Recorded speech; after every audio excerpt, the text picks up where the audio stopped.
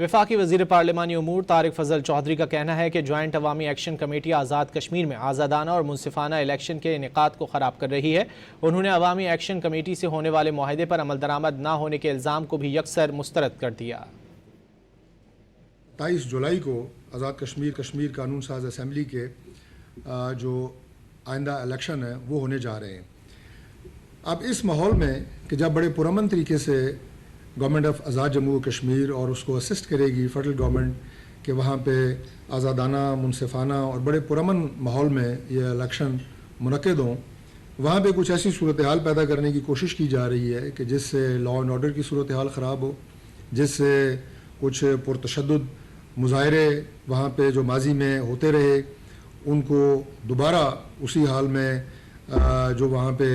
ماحول ہے اسے خراب کیا جائے۔ 2-3 سال پہ محیط جو پروجیکٹس ہیں ان کی امپلیمنٹیشن کے لیے بھی ہر 6 ماہ کے بعد لانگ مارچ، ہر 6 ماہ کے بعد تشدد، ہڑتال اور اس کے نتیجے میں معصوم جانوں کا نقصان، یہ کسی طور پہ بھی جسٹیفائڈ نہیں ہے۔ یہ بالکل جھوٹا اور منفی پروپیگنڈا ہے کہ جو معاہدہ جوائنٹ ایکشن کمیٹی کے ساتھ 3 اکتوبر کو مظفر آباد میں کیا گیا وہ عمل درآمد کہ اس کے اوپر عمل درآمد نہیں ہوا۔